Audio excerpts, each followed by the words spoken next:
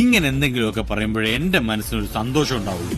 ഞാൻ എന്റെ സന്തോഷം നോക്കിയാ പോരെ. തെറ്റായ വ്യവസ്ഥിതിക്കെതിരെ ഒരു വ്യക്തിയുടെ പോരാട്ടമാണ്. നമസ്കാരം. ഞാൻ റെസ്റ്റോറന്റ് തുടങ്ങിയതിനു ശേഷം എന്നെ വേട്ടയാട് എന്ന് പറയുന്ന ഒരു തൊഴിലാളിയായിട്ടുള്ള കുറച്ച് ആളുകളുണ്ട്. നിന്റെ കയ്യിലിരിപ്പതായിരുന്നല്ലോ. അതന്നത്തെ ചോരത്തിളപ്പിന് കുറച്ചല്ല, ആയിരക്കണക്കിന് ആളുകളുണ്ട്. മനസ്സിലാക്കി കളഞ്ഞല്ല. പിന്നെ നിങ്ങളുടെ പരിപാടി എന്താണെന്ന് എനിക്കും അറിയാം, നിങ്ങൾ എന്തിനാ ചെയ്യുന്നത് നിങ്ങൾക്കൂടെ എനിക്കും അറിയാം. That's all fine. വേദനിക്കുന്നു കേട്ടോ, മനസ്സ് വേദനിക്കണു. നിന്റെ പരിപാടി തീർത്ത് തരാണ് ഞാൻ. നിങ്ങൾ പ്രതികരിക്കാത്ത എന്താന്ന് വെച്ച് കഴിഞ്ഞാൽ ഒരു രസമല്ലേ, നടക്കട്ടെ എന്ന് വെച്ചിട്ടാണ്. ആണോ?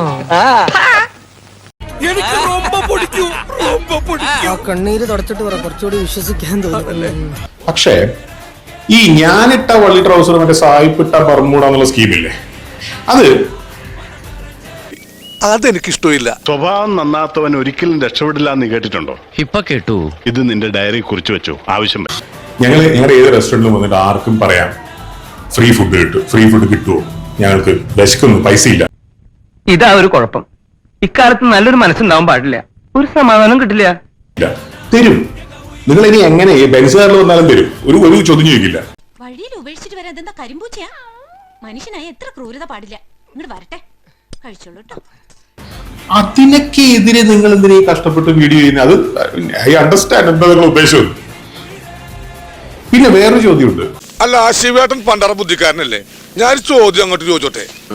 ഈ മറ്റേ ഇടത് കൈ കൊടുക്കുന്നത് വലത് കൈ അറിയരുത്, അല്ലെങ്കിൽ വലത് കൈ കൊടുക്കുന്ന ഇടത് കൈ അറിയരുത്. യൂത്ത് കാണട്ടെ, അതിനു വേണ്ട വീഡിയോ ചെയ്യുന്നേ. ഇതൊക്കെ വിശ്വസിക്കാൻ കാതിൽ പൂ വെച്ച് കളിക്കവളെ നാളെ വരും.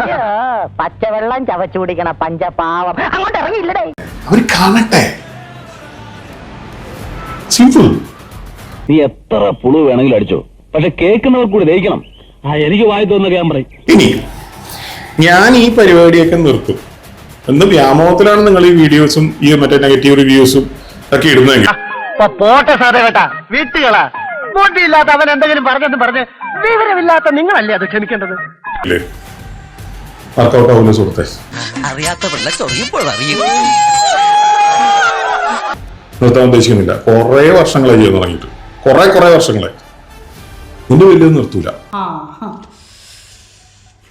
കുടുംബത്തിൽ പറഞ്ഞവനെ നിനക്ക് കിട്ടിയൊന്നും പോരെ. ഇനിയും ചെയ്യും. ഇന്നും കൊച്ചിയിൽ വിശക്കുന്ന ഒരാൾക്ക് ഞങ്ങളുടെ റെസ്റ്റോറന്റിൽ വരാം, ഫ്രീ ഫുഡ് കിട്ടും. ശശിയെ എന്നാണ് ഈ പറയുന്നത്? പറയുന്നതൊന്ന് പ്രവർത്തിക്കുന്ന വേറൊന്നും. ഏത് പ്രായത്തിലും എപ്പോ വേണം നാളെയും കിട്ടും.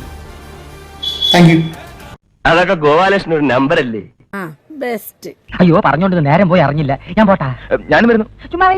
കാറിൽ പോ.